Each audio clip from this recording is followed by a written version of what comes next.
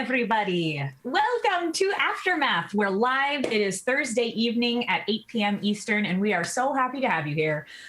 Just a warning, this is a semi-spoilerific show. We will not be spoiling anything ahead of where we're at in Curse of Strahd, but we will be spoiling everything that we have covered on the Realmsmith channel with our lovely stream and the Dawnbringers. We will try to avoid spoilers from other shows, but no promises, but we will try. A few announcements before we get started. First and foremost, of course, we want to thank our sponsors, Forged Gaming. They make amazing, high-quality tabletop accessories to take your gaming to the next level for players and game masters alike, and they have been generous enough to provide us with a discount code. So if you enter the code Realmsmith20, all one word, at checkout, you will receive 20% off your entire order. And I hear there's a fancy new giveaway happening.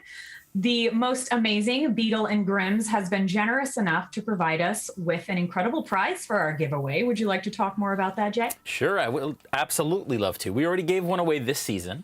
It is going to be a silver edition of Van Richten's Guide to Ravenloft box from Beadle Grimm.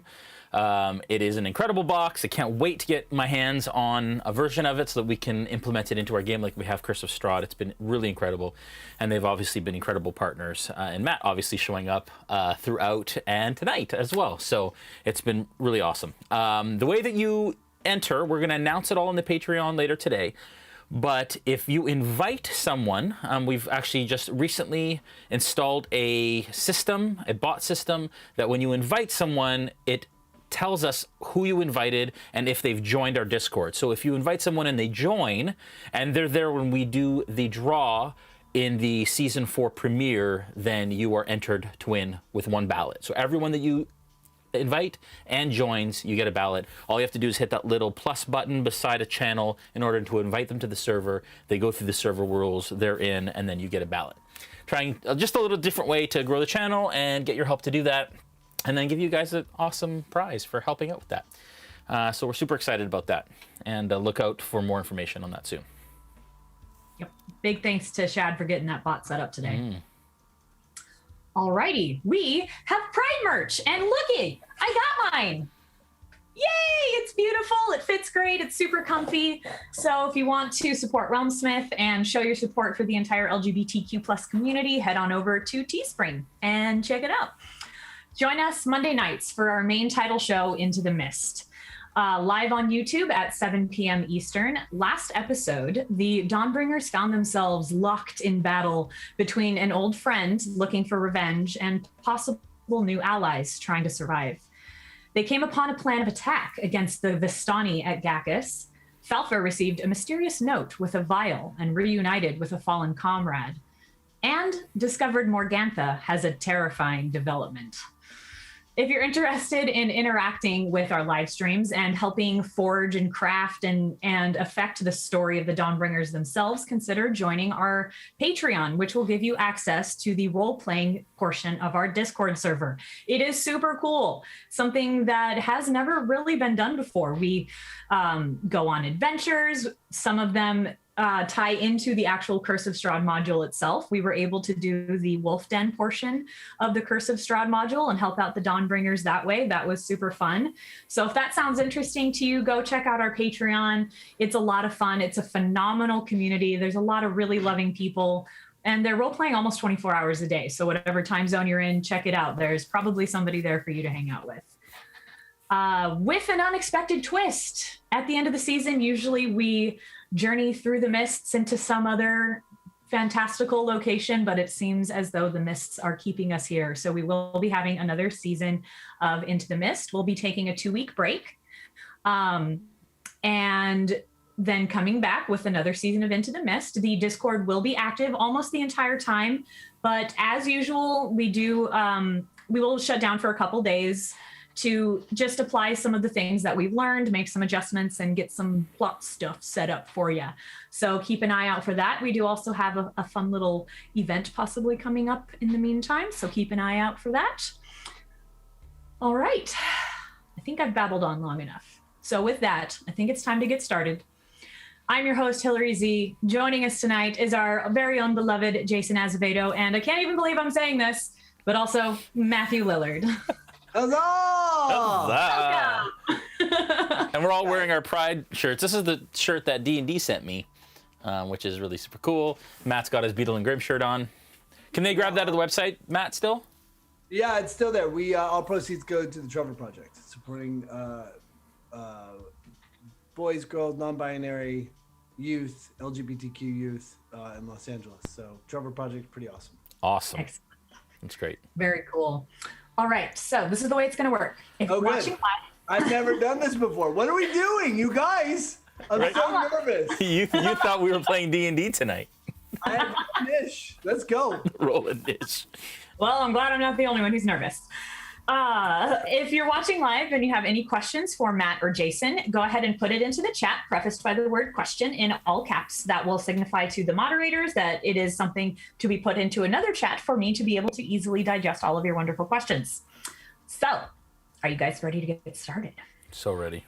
Super ready. I think we already have, haven't we? I think we kind of did already, but now comes the hard part. That was the easy part. This is the hard Now part. comes the vamping. The First of vamping. all, Jason, how did the rest of the show go on Monday? So good. Why? 3 reasons why. Stop Three? texting your mom. Three Stop texting reasons why. 3 reasons why. Deepest role play we've ever had, I think. Really? Yep. Yeah. Yep. I think it was the most intense role play we've ever had between all of us. Yeah. That was a really big one. I think also all kind of a full contrast, a full kind of gradient of all the. There was laughing, there was crying, there was happiness, there was sadness, and you, Matt. Yeah. You're my third reason, buddy. Stop. Thanks for putting me on the spot. That's good. I thought it was a good game. Thank I you. was like, yeah. Yeah, it was a blast. It's I always was a on the blast edge to of have you my on. seat the whole time, just like, oh, what's gonna happen? Did they let him? Spoiler alert! Did they let him go? Yeah, they did. Yeah, I know. thought they made really strong arguments as to why you don't let him go. Yeah, not on your watch, right, Matt? Well, he's evil incarnate. I mean, he's evil. He's brought in hundreds of people to die in the mists. Oh, yeah. He's an agent of Strahd. Yeah. I mean, I really felt like Noggin had no good reason why to keep him alive.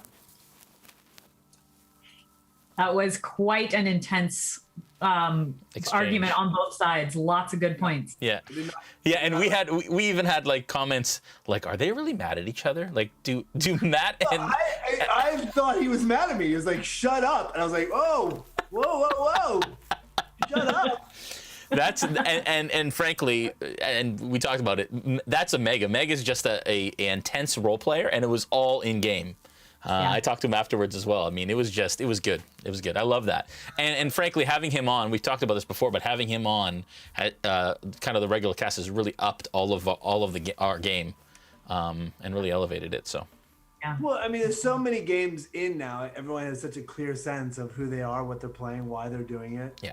And a point of view. I mean, that's everything, right? Good gaming's based on really committed point of view. Yeah. And playing it out. Yeah, 100%. Totally. All right. Well, I would like to talk a little bit about Beadle and Grimms before we get into the nitty-gritty of the episode, because it's such an amazing company. I love what you do, because ever since I started playing D&D, I've always been like grasping at little things that I can bring in to make the immersion even better. So first off, what can you tell me about Beadle the Dungeon Delver and Grimm the Giant Slayer? Well, there are 2 characters we played in a campaign that we did for 7 years. Wow. And the great thing about Beadle is that I think one of the great things I love about our game, and one of the things I have a difficult time finding good streaming games, to be honest, is that we play in a way that it is awesome to make people laugh. It is awesome to have fun and to bring joy in the game. But you have to have a very committed, Jason, you and I have talked about this, a point of view that is, you take the game deadly seriously and then find times for levity, as opposed to trying to make people laugh and then find times for seriousness. Does that make sense? I mean, you know, a lot of times people go out and do like try to be funny and try to be silly. And the way we play the game in our homebrew or in our home game, which is the 5 of us from Beadle Grimms, is that we take it really seriously. It means a lot to us. The characters mean a lot to us. They have a point of view that they're concerned with. And in that, there's ways to be funny. And so one of the things I love most about these characters is that we played them for a long time. We got to know them. We got to love them. And it's the most fun I have in my life is sitting around a gaming table with these 5 guys because we make each other laugh so much. And we're fully committed to a game we love. But Beadle, the great thing about Beadle, one of the fun things is that he is a character that is obsessed with magic.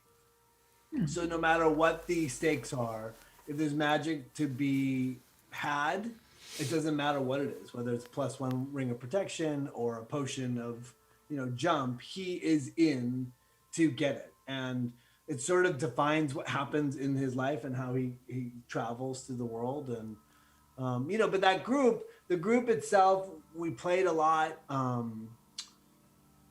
It was sort of like before we started Beadle Grimms, so it was before the company, before this moment, like we all started this company, and it sort of sucked out a lot of our time and energy to do anything else other than work. And so I look back on that campaign specifically and have like a really soft spot in my heart because it's before sort of we started building this incredibly successful little company out of our passion. It's your origin story. It is, yeah, it really is. And, there's something about, and Jay, I mean, you guys are playing games, but Realmsmiths is a business. I mean, it's how you support your family. And, once you are out there doing that, then, I spent all day today. You're like, how was your day? Well, I spent all day today negotiating contracts with China, in a series of long conversations about upcoming projects we have. I mean, it was just all day. So, it's hard to get from a Beadle Grimms day and then go game with some of my best friends. We sort of see each other all the time. Yeah.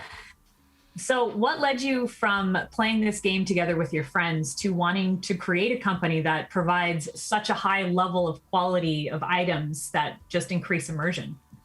Yeah, it's a midlife crisis. I mean, let's be honest. There's 5 of us. We all have, families. Most of us are married. We've all been married to the same women for a long time. Each of you married to the same woman, not everyone married to the same woman. It's not a weird Yeah, Sister Pat. Yeah. We all married to Sister Pat. It's an important distinction. Yeah, we all sort of like have careers and have been going along, and we're all storytellers. And 4 of the 5 of us went to acting school together in New York City, and so we're storytellers. All the guys have written scripts. We've all written scripts in Hollywood. Charlie's written a novel. So we're all creatives, and we were looking for something else to do. And for a long time, we were wondering if we wanted to do a mystery box company or build an escape room. Again, going back to the things we love. And one day, Bill came in and said, I have the idea. Everyone should come over and let's hang out and we'll talk about it. And to his credit, he was right. He had an idea and pitched it. And the way he pitched it is like, people who love Pearl Jam download the music, and the next level of Pearl Jam fans will buy the vinyl because they want the liner notes and they want the lyrics. But the ultimate fan will buy the boxed edition. And he's like, we are going to build the boxed edition of of Dungeons and Dragons. And 3 months later, we were at the Stream of Many Eyes, and was it Stream of Many Eyes? I think it was. Yeah, it was the one. It was the year before the one I met you, so I think it was. I remember you saying a year ago today. Yeah, I think that's true. Yeah, it was for our first box was for Waterdeep, so it must have been for what came right before Waterdeep? The island. What is it? Tomb of Annihilation. Tomb of Annihilation. Yeah. Anyways, we were at the Stream event, and looked down the street, and there was Nathan Stewart and Mike Merles, and they were on the corner, and I was like, I'm gonna go pitch our idea. And my buddies were like, no, don't do that. And I walked down the street, and I was like, hey, I have an idea that we want to pitch you. I was like, I pitched it just like I pitched now, and I said, and they were like, oh, that sounds like a cool idea. I was like, well, here's what we want to do. We want to go out and build a box, sort of prototype it, bring it back to you, and sort of show you what we're thinking.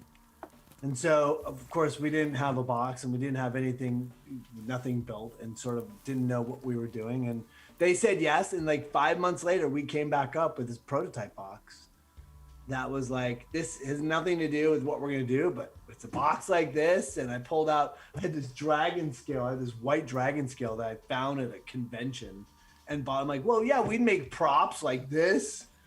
And to their credit, they said yes. I mean, we literally had no idea what we were doing. And it took 6 months to do the contract. And the next stream we were at. So it was 2 streams before we met, was when you pitched it. And then, And then the stream, we went live. We went live at the Waterdeep stream. And I have pictures of us pushing the button. And sort of that weekend, we sold, I think, like 250 boxes, which isn't enough. You know, the first box, I don't think we made a single dollar. We made so many mistakes that the only way to fix it is we had to pay for it. But we put all our heart into it, and sort of we generated this goodwill, and we built something that, you know, the North Star of our company is what turns us on. Like, what do we think is fun? Yeah. And so it's really served us because we're not feeding our kids with this company. We're just building things that we think are rad. Yeah. And we can do it still. You know, at some point that's changing. I mean, we've got full-time employees now, and you know, we have commitments. So it's becoming less of a, hey, this is fun, and more of a, oh my God, we have responsibilities now. So and it's successful. I mean, we were kind of like, well, we have no idea where it's going to be in 2 years. Let's do it. And now here we are. We just re-signed our contract with D&D, which we're really excited about. And we just did a contract with Paizo and Pathfinder. We've got really, really exciting announcements coming out, and we're really stoked. If everything goes according to plan, where do you see the company in another 2 years or 5 years? Great question. Well, I mean, look, the reality is that my buddies, all the partners want to leave their jobs at some point and work full time for Beadle Grimms. So that, I think, is the goal. Building content, building boxes, keep making cool stuff, keep expanding. I mean, we're really, you know, we love movies. We love the entertainment industry, like going out and making a box edition for Lord of the Rings or the re-release of Cyberpunk. We don't know. But the idea of like creating these cool sort of fan-centric experiences is what makes us happy.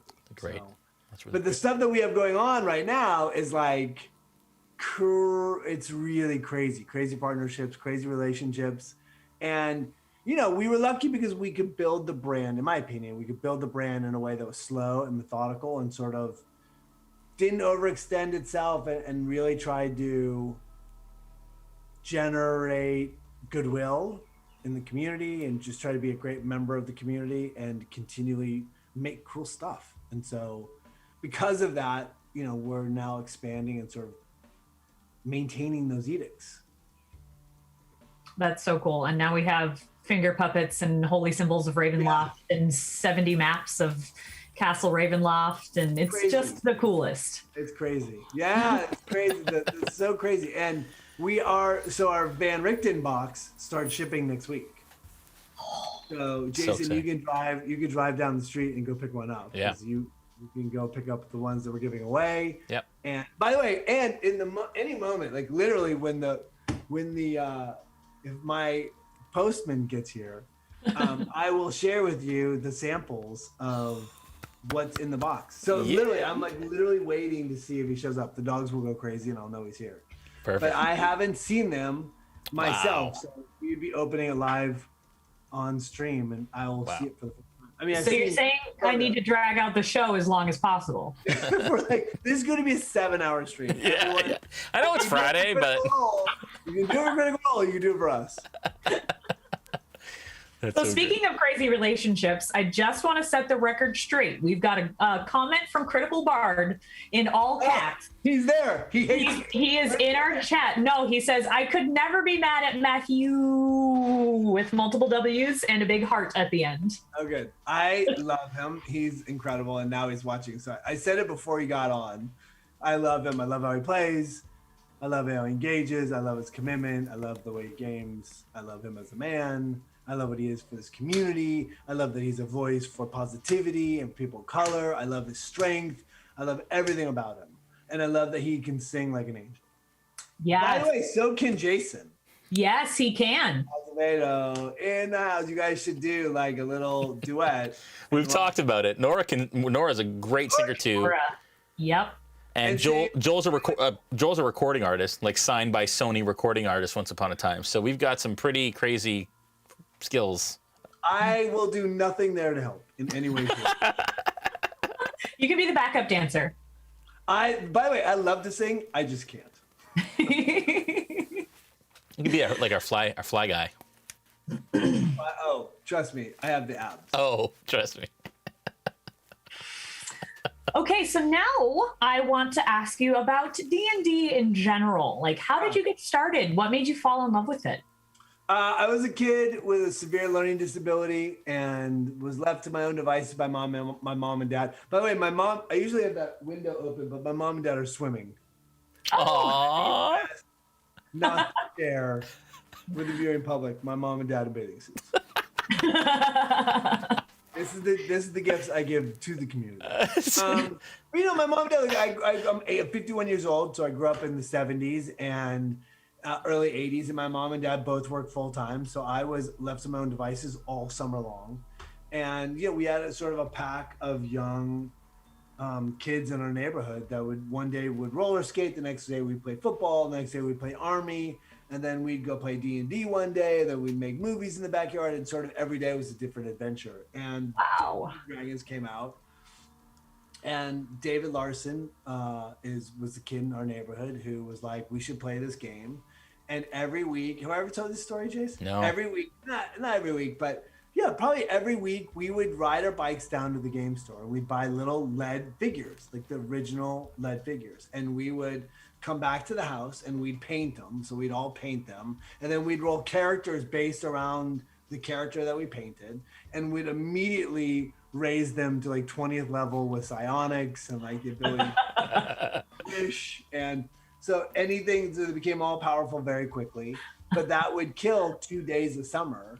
And about 5, 7, 8 days later, we'd ride our bikes down 5 miles to the local game store and buy another figure and come back and paint it. And sort of that cycle started Dungeons and Dragons for me. I left Dungeons. Oh, FedEx just got here. I gotta go check it out. Yeah. Go. I will ask Jason a question. Oh, I was gonna say now he has an unsightly twitch from the lead that he. All the lead figures that he painted as a kid. I think we all do. Thanks a lot, Raul Partha. Jeez. For that.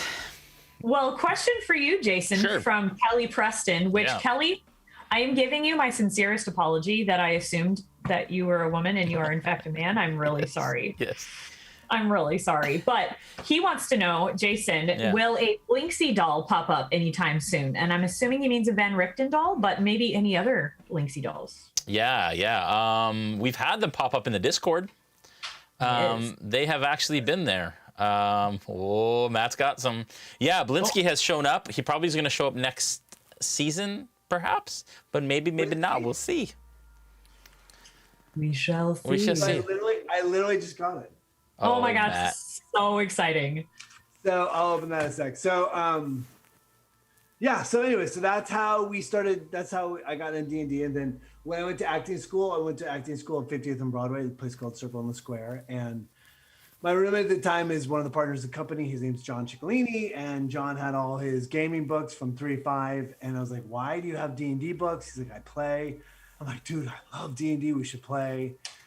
And the next thing you know, I said to Paul and to Bill, like, we should play Dungeons and Dragons. And to like Adam and to Steve Jones. So we had like Adam Roth and Steve Jones.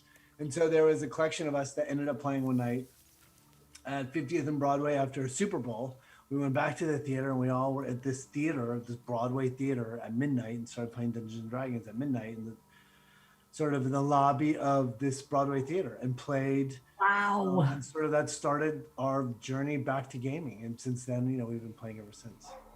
Along the way, we lost Steve Jones and Adam Roth, and we don't know where they are. But it's kind of weird to think, like, You know that Mumford and Mumford and Sons song out there in the crowd? Where you're like, he's like singing to somebody who's out there in the crowd. I wonder if they've seen this or if they know we're doing this or. Oh. It's right here. So, do you want to go through that now, Matt, or do you want? I don't know. I'm like, should I share it? What if it sucks? What if everyone hates it? I mean, it's. Well, that's not going to be the case. It's not. It's also not really. There's nothing you can do about it. Like that. This moment is come and gone. These ship next week. So Van Richten starts shipping next week. So. It's very exciting. Yeah, which is very exciting. So, well, give me a signal if you wanna. I will. We can. That's the symbol that my nipples. If you're excited to open it, Matt, I think you should just open it and just not show us until you're excited to show us. Like, I don't want to hold you from that. I know what that's like, Matt. No, I know, but I kind of like it. I kind of like the anticipation. Okay.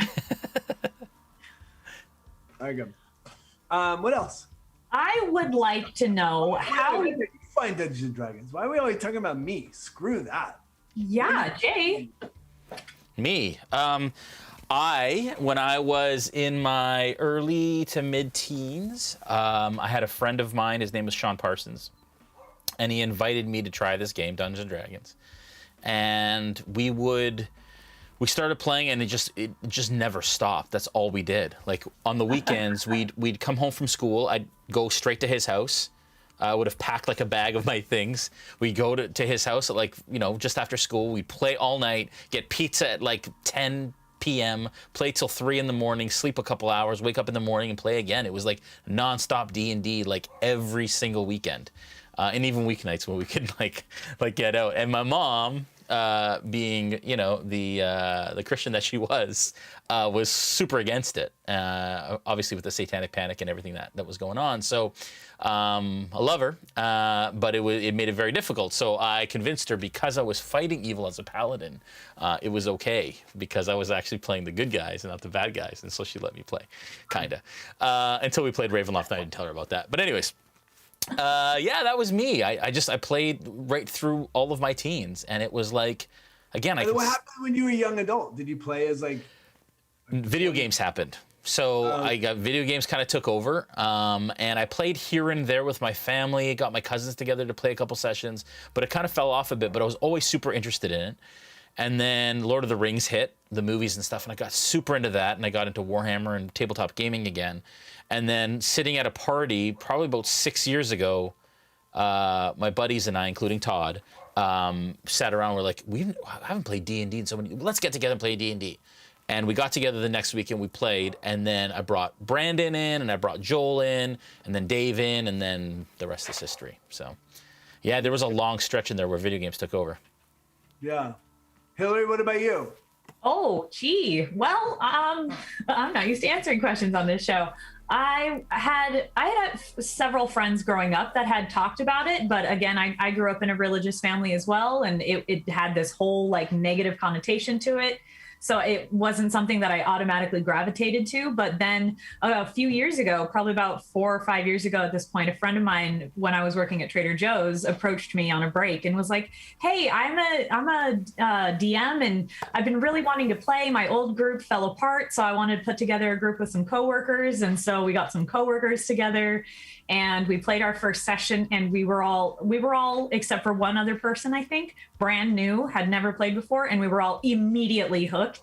And at this point, we've all run our own sessions, and we have a bajillion characters we want to play. And obviously, my life has completely changed once I found Aftermath, Realmsmith.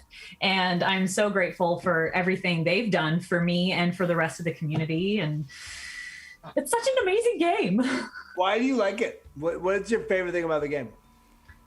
I like that you can explore being different people, and it's surprising how much you can learn about yourself when you're playing somebody else, and like things you didn't realize about yourself, and like, oh wow, I do this a lot and I need to stop doing that. Or, oh wow, I thought I wasn't really good at this, but I'm actually really good at it. I need to give myself more credit. Just that sort of thing. And how it brings people of such different walks of life together.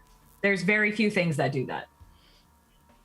It's super cool. Plus, I mean, I get to have a question and answer show with some really amazing people, and I get to interview Matt Lillard. Usually, today,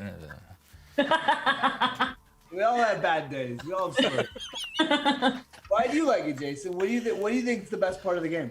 I love dungeon mastering. Like as soon as I started doing that, it allows me to be creative in a way that I don't get a chance to as much anymore. And part of that is the performing factor. Having been musical and part of a band and stuff, it allows me to kind of scratch that itch is part of it as well. The storytelling part, but I think it's the collaborative interactivity that exists, where people need to put aside their differences or whatever the case may be to work together towards a goal that is sometimes unified, sometimes not. But I think that's for me it's the problem solving aspect of it and the collaborative storytelling for me that is probably the most exciting part of it. I mean, the combat's fun and making characters is fun, but it's when you're around the table and things start to click for people that's my drug. Yeah. And boy, did it click last episode. I want to talk about that amazing conversation that you, Matt, and Nora had. That was so emotional and so beautiful. And she's very good at that. She's very good at that. Yeah. She does it every time. Like she gets into that space where she's like, I'm prepared to open my soul for this streaming moment. She's amazing. Yes. She's a lovely player. Lovely woman, lovely human, but just a lovely, lovely player. She is a class act. That leads really well into a question from Mike Lewis. Matt, what helped you get into character with Nora during your one-on-one? The conversation was incredibly impactful. The emotion was felt, and it was amazing. Oh, that's nice. Thanks, Mike. I don't know. I mean, I do think that there's a moment. Omega gets this, and you get this, Jason. I mean, there's this moment where you're a performer and someone meets you in energy. It's really easy to commit. Right. So if somebody's like, if you're all in and somebody's right there with you and is all in, like there's no fear. And once fear is removed, it's on. And I think one of the great things about being a performer is that moment of like engagement is easy because that's our job. Yeah. And so, you know, so I think that is where, I think that's why we click. I mean, I think that's why I think that's why the entire table plays well. Yeah. We really think that I love playing that game. I mean, I say it all the time. I played lots of games all over the community. And while I love sitting in games, there's a part of that is not every game is as exciting and fun to play in as Realmsmith. And I love playing in that game. If I had a normal life, I would play in that game every week. Oh, buddy. I do remember the other time that you guys had a really intense, incredible moment was season 1 in the church, right after the Matthew Mercer Strahd fight, and you and Nora connected in that moment. She was talking about Van Richten, you were talking to her as Rictavio, spoiler warning, pretending that you were not Van Richten and telling her to have patience and her not even realizing, and that moment was just... I think I ended up crying. I think that is where the sort of like emotional thing started happening. And then in our other game in Cyberpunk Red, like there's a good connection between us. Yeah, that's great.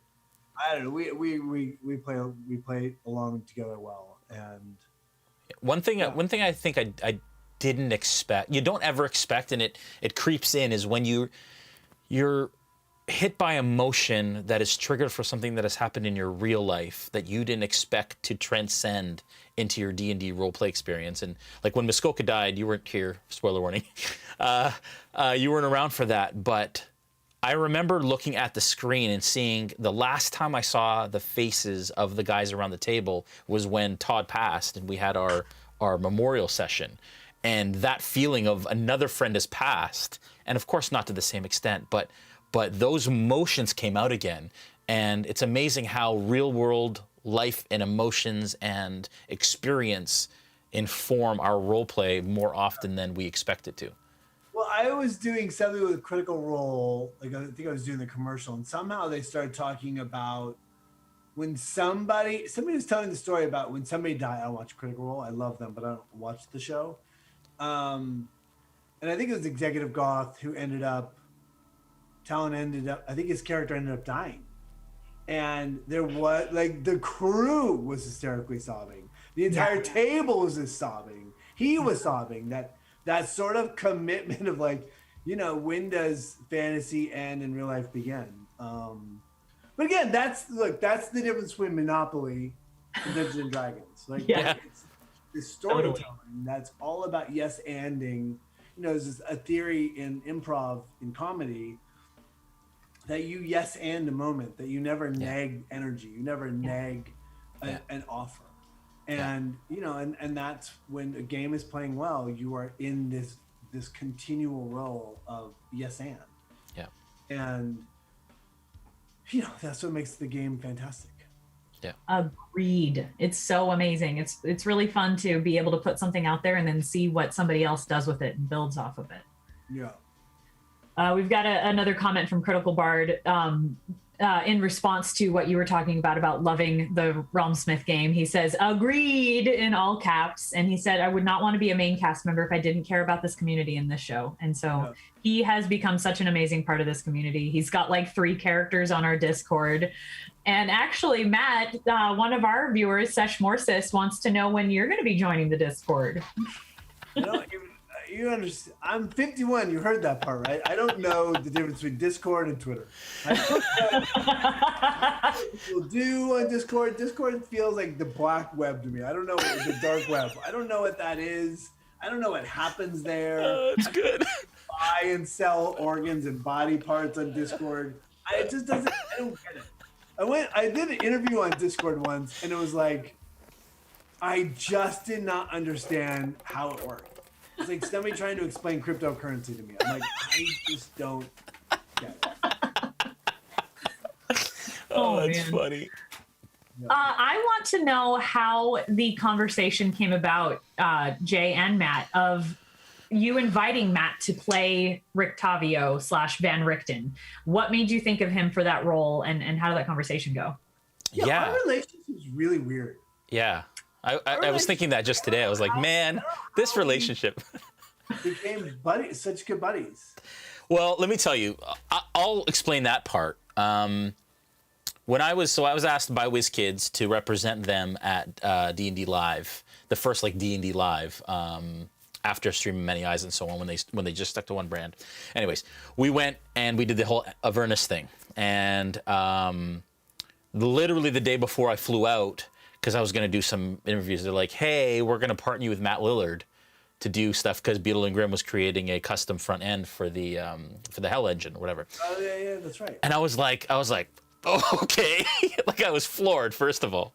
I texted my son right away, because he's a huge Scooby-Doo. That's not true. Scooby-Doo dude. You say that to be nice. No, I'm not. My son, Like, again. Matthew, who is that? Is that the guy in... My son's a huge Scooby-Doo fan. Text him right away. Anyways, so I got there, and Matt threw his arm around me. Never had met me before in my life, and was like the most welcoming, kind, incredible person you could imagine. And I was like, it sounds like I'm going to be your speed date for the rest of the, you know, I hear we're going to do speed dating together. And you were like, yeah, buddy, let's go. And dude, he kept his arm around me through most of the interviews. Like, we joked and we connected. And I was like, man, what a unique and giving and kind soul, honestly.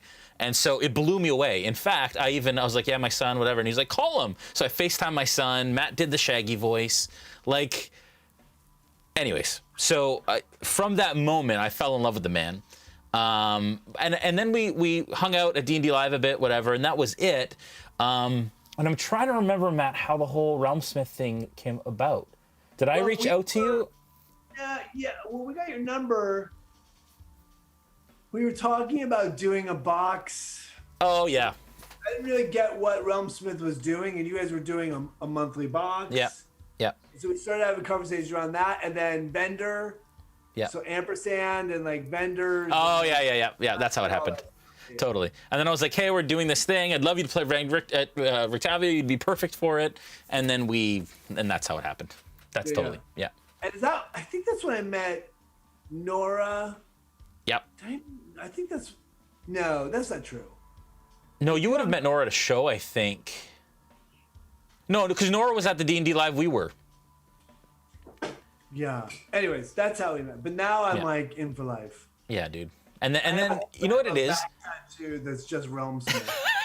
I already have a Shaggy tattoo, so but that was well before we met. No, I'm kidding. I don't have a Shaggy tattoo. I'm kidding. I'm gonna get one now though. No, honestly, I think we just connected on such a like we get D&D at the same level. Like we play it the same way. We look at this business and the industry and Dungeons and Dragons as a game the same immersive way, and we take it serious. And I think that that's kind of where we connected first, and then just Matt's just a cool guy, man. Like so cool, so gracious. I'm old, so I like reminiscing. Yeah, so gracious. So.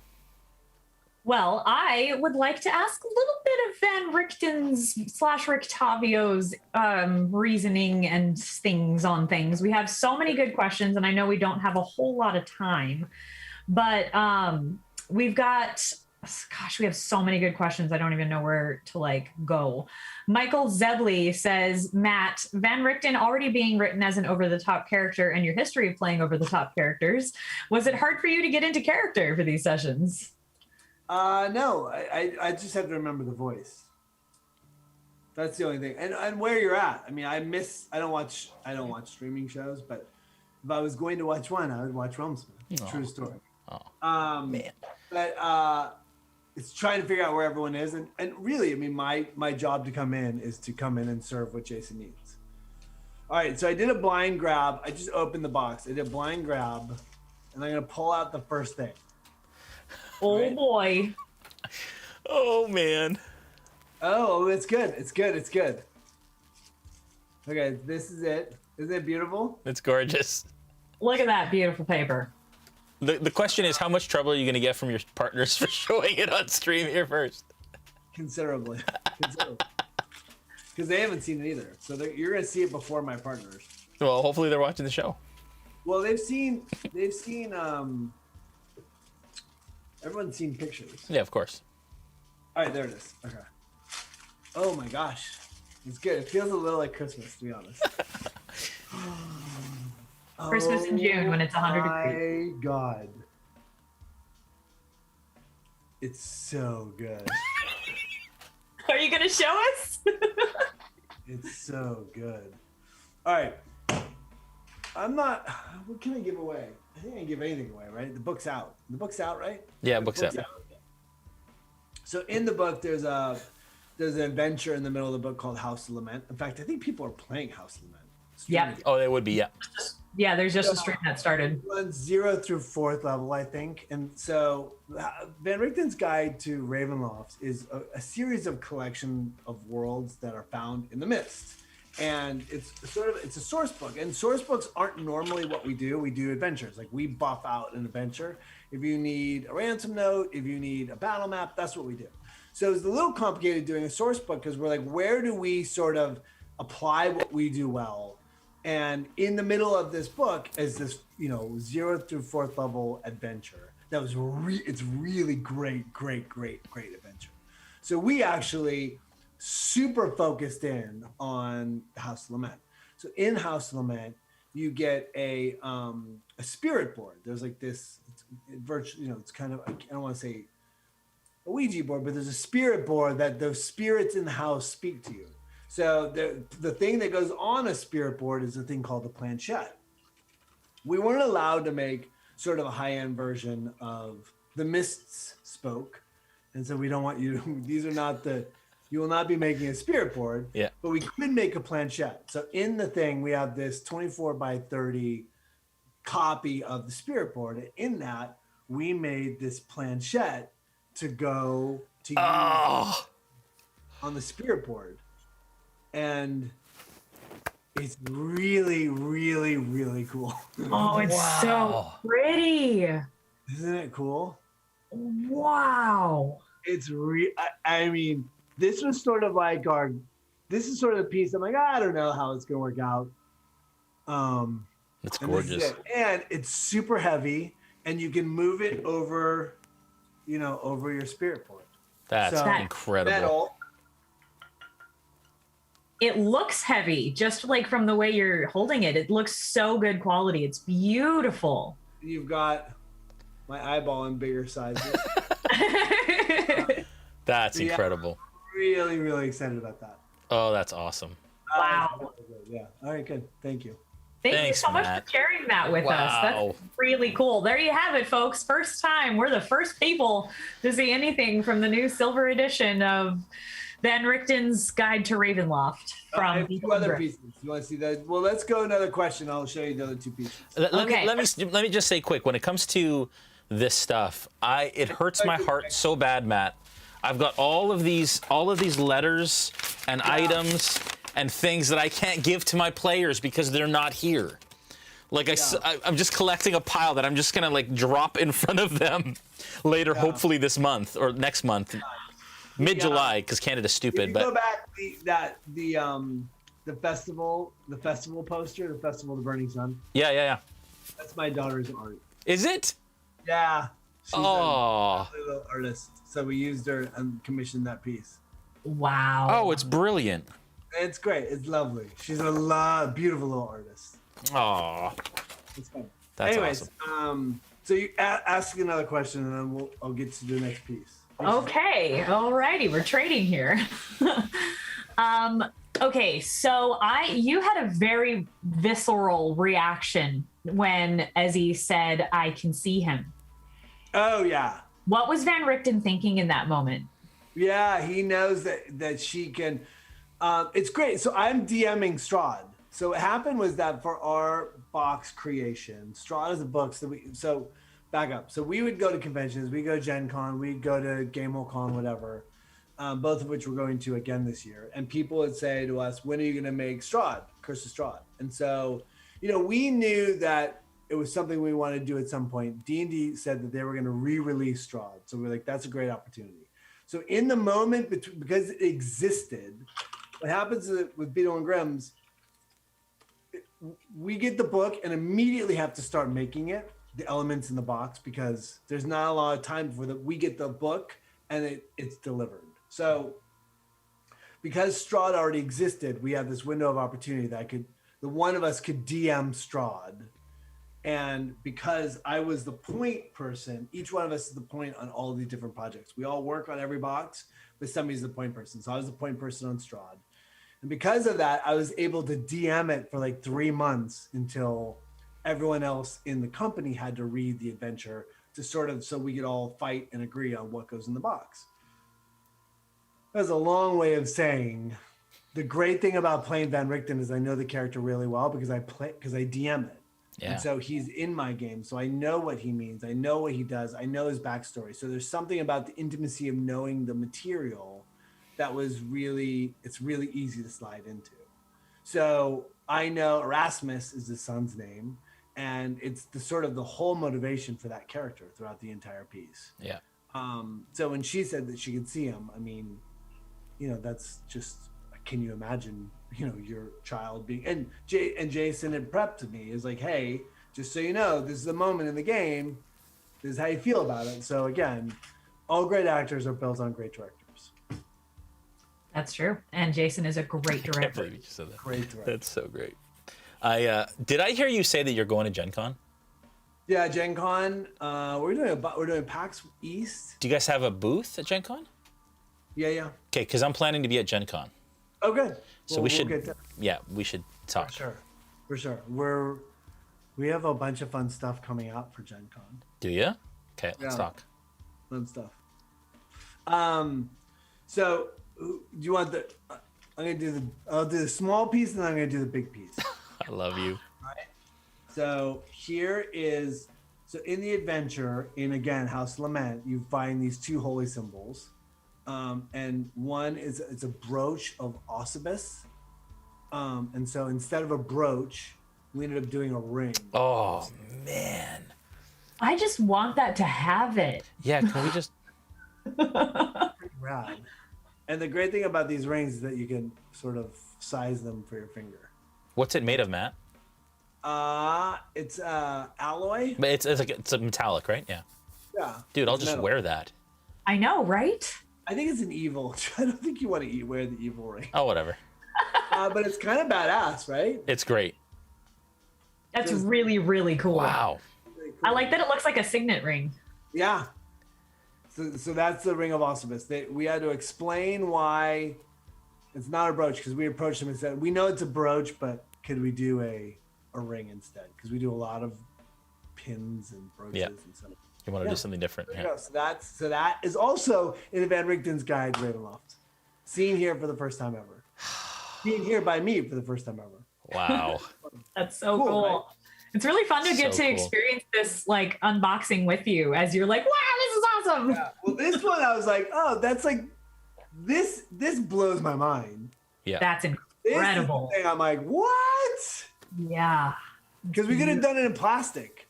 And I Yeah. was like, I don't want to do it in plastic. I want to do it like, we could do it in resin. I don't want to do it in resin. I want to do it with something more. It's gorgeous. More, yeah.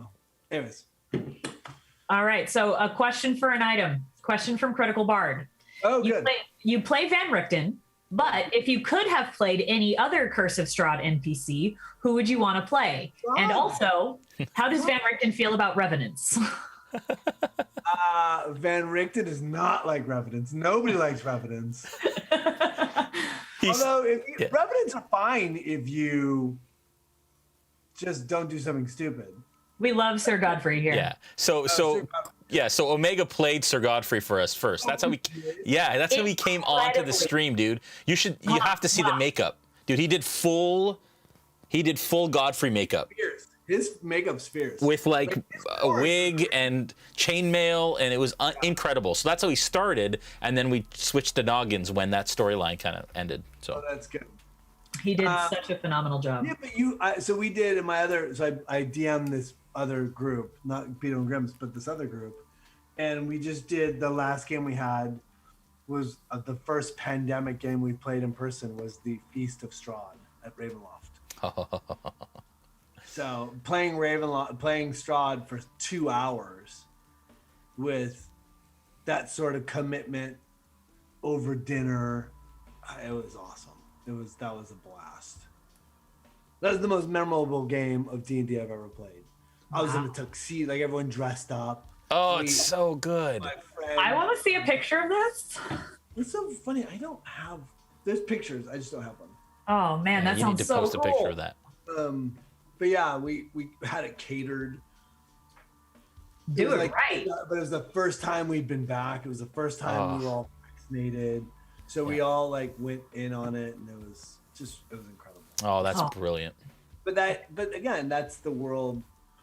It's Perkins did such a great job with this, the whole WotC the whole WotC crew did such a great job writing, designing that storyline from, Blinsky, and it sort of like travels. It's such a small world, but there's so many different levels to it. Yeah. It's awesome. So good.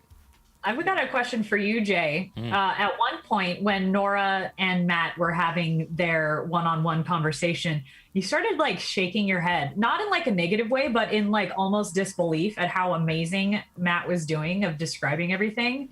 What was going through your head in that moment? Yeah. I'm always in disbelief, frankly. Like I'm just, that was probably a moment of like, I cannot believe I'm doing this. Like, I can't believe that, Matt Lillard and Nora are having this incredible moment on our stream. And that, like, anyways, I think it was a pinch me moment in general. Like, and we get those often. What's funny is that I thought that was a good moment. Like, I get that moment. I love that moment. But I thought the fight between Noggins and Van Richten was more intense, because I felt like Way there was more more intense. stakes on that. Like, I felt like the emotional thing was like a father-daughter sort of moment, and that was great. But the fight to me was like, that was full on. Like, that was full on. My daughter's birthday party was going on downstairs, and they like were looking at me like, "What are you doing?" Her 19th birthday party. I'm upstairs screaming in the bedroom in this whack English accent, and being met with like full on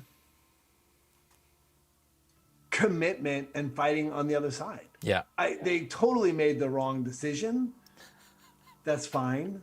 That's fine. I mean, if that's the way the group wants to play it, that's fine. That's fine. Yeah. Which is hilarious because the session before, when were you there? You weren't there for that session. I was, yeah. When they drowned Bluto for. Oh no, I was there. Yeah, dude, like dark, like pushed him under the water until he drowned, and so it was really weird that they let the Vistani go. It was like, okay. Yeah. I think Van Richten had a huge reason that happened, and also, I mean, not Van Richten, Noggins. Yeah. Yes, the only one fighting. Everyone's like fighting on behalf of Van Richten, except for Noggins. And like, dude, let's just finish this guy. Yeah. Yeah, it was good. It was, you guys, man, so many good moments last session. So many good moments. You ready? Yep. One thing that I really love about your role play, Matt, is you're so good at flavoring your spells, especially with having Erasmus as your guardian with the gold wings. Oh, what? That was good. I like that. Yeah, oh, that it was good. so good. So good. That was a good little moment. Yeah, that was amazing. So what advice can you give to players and DMs who aren't as comfortable flavoring spells? Because I know that's something a lot of people struggle with.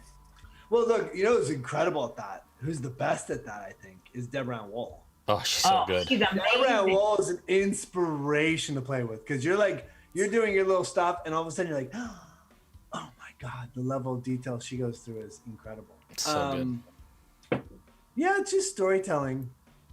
It's storytelling, right? You're like, it's just all part of the story. But I mean, my favorite thing to do is play casters and use spells in off-center ways. Like I like a good grease spell at the right moment. Yeah. Like I like, a jump fall, a jump spell, and Yeah. I like weird spells at weird times. Yeah. All right, you said last piece. Last piece, and I just saw it. It's pretty crazy. Sorry, I'm going to meet buddies tonight. Yeah. Okay. And they're texting me. Okay. It's kind of crazy. It's really good. All right. Oh, yes. What? Like this raven skull. It's like, so we weren't allowed to do sort of the holy symbol of, what is the raven? Yes. So that is one of the mist talismans, is it not? It's a mist talisman, yes. Yeah. But the holy symbol of ravenkind. Yeah. Is what we were initially trying to make, and like you can't make that. It's not.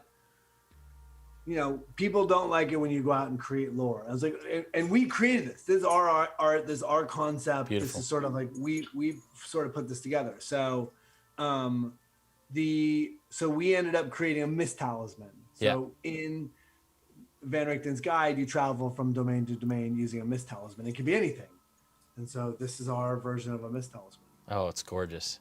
Isn't it cool? Yeah. It's exquisite. I love how it's deep set like that. Oh, it's so It's neat. so weird. Like you can drink shots out of it. It's a tiny soup bowl.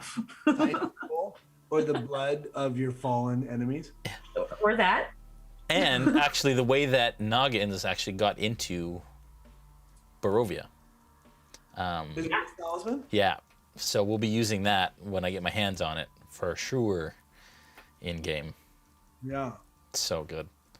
Yeah, those are our 3 items in the box. Oh, buddy, thanks for sharing. Yeah. Yeah. So How I fun was that though? It's good timing. love it how it's a heart on the back. Like from the back, it's heart shaped. Oh yeah. Oh, yeah. Look at that. Intentional. It's so cool. I think we're at the hour, right, Hillary? Yeah, we have so many good questions from our audience, but I know that we need to cut it off. But I just got to say thank you so much for joining us today. This has been a total blast. Super fun. Thank you guys. Yeah, but before I do my thank yous, I like to open the floor to my beautiful interviewees to talk about whatever is coming up that you're excited about. Anything you want to plug? You first, man. Well, I'll start by just saying, the Van Richten's Guide to Ravenloft is for sale now. So one of 4 boxes, you can choose your box cover that you want. So that's very exciting. We have huge announcements coming up in the not too distant future that I'm excited to share with the entire world.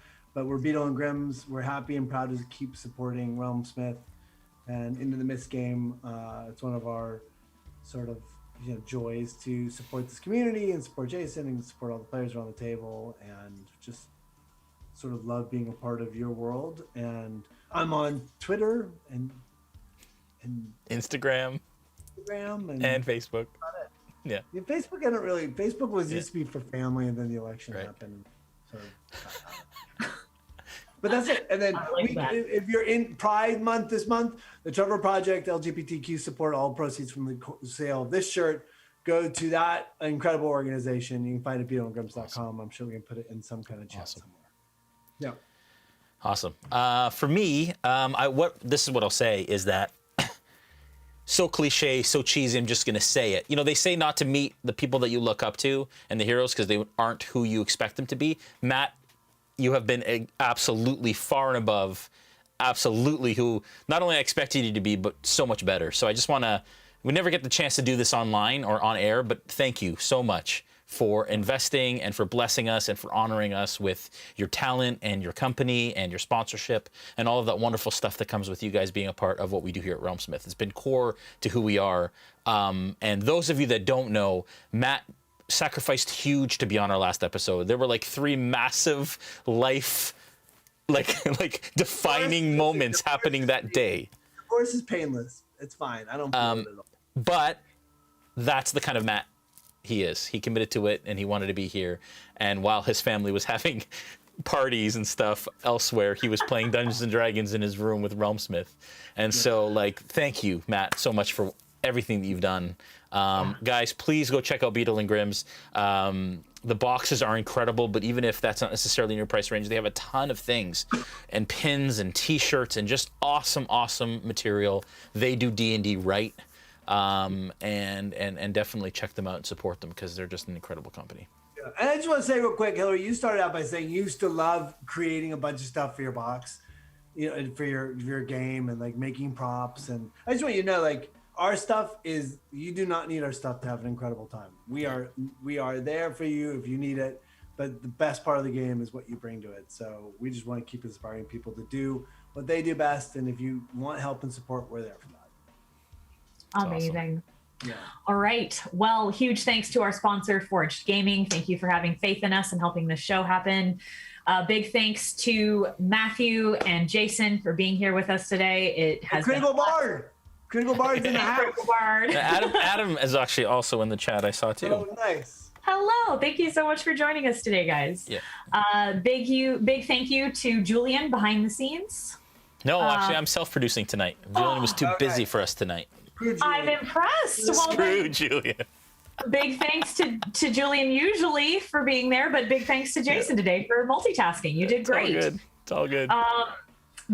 Huge thank you to our Realm Watchers, our Technomancers, and our Tale Weavers, World Weavers, and Realm Weavers. We could not do this without you. You add so much value to what we provide and allow us to do what we do. And thank you to the Smith Guardians, because we know how much work this takes and what a labor of love it is. And I can't thank you guys enough for everything.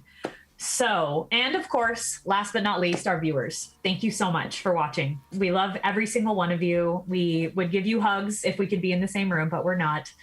But eventually maybe. So thank you so much, everybody. And we will not see you this Monday, but in a couple Mondays, we will see you again as we venture back into the mists. Bye. Thank you, everyone.